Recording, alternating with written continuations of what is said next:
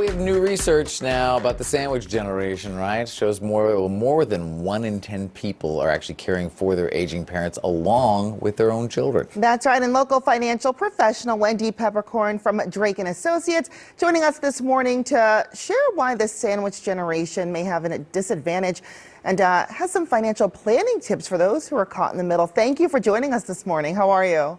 I'm well, thanks. So first, Wendy, let's break it down. Who are we talking about? Who is part of this sandwich generation? The sandwich generation are those individuals that are financially responsible for taking care of their own children as they go into adulthood, as well as their aging parents. This has become more common as women have chosen to have children later in life, and of course, as our population lives longer.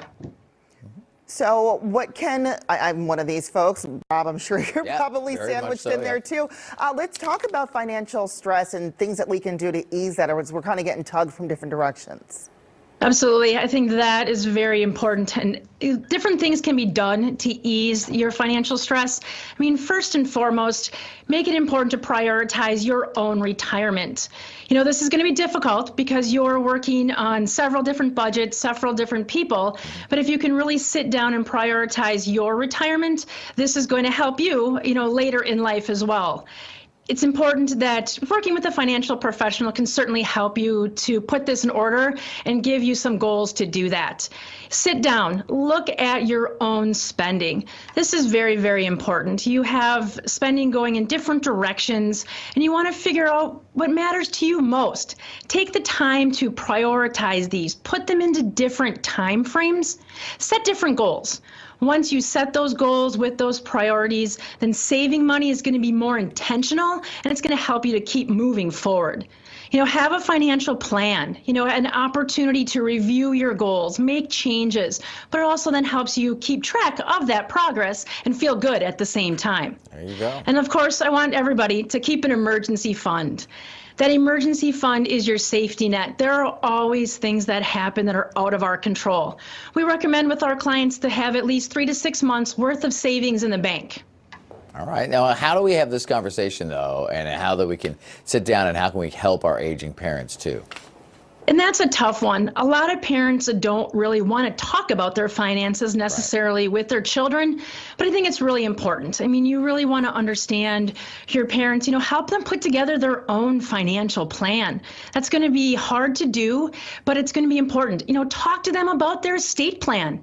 Know where their documents are, how they want assets to transfer, where they want them to go. And of course, medical costs.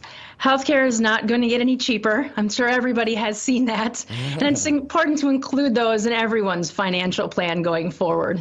Yeah, I definitely do that with my parents. I know that it could be tough having that initial conversation, but just having some guidance along the way and even saving some time on the back end. So definitely conversations we need to have. When it comes to the next generation, how do we educate our children about money? So this is something I'm big on. I have 3 children myself, and I think it's so important that we start talking to our children, teaching them about the importance of money at a young age. Show them, the different impacts of buying different things out there. Want them to be financially independent, help them teach, save, and really, if they have extra income, the importance of giving. If you set those standards early, that's going to help them later in life include that in their budget going forward.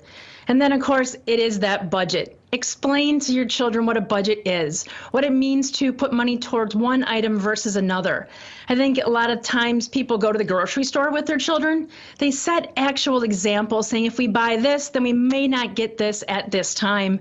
Yeah. Use that household example. Maybe your children want a video game and then they can't have something else. Just giving, the trade-offs between the two.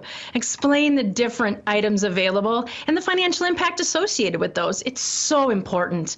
We have a great budget example on our website that's free to everybody to download. Our website is wealthwisconsin.com. All right, well, to check that out, thank you so much for your time. Appreciate it. You're very welcome. It's great being here. Wendy, thank you so much. And learning that value of money truly makes a difference early on. All right, we appreciate it, Wendy. Thank you.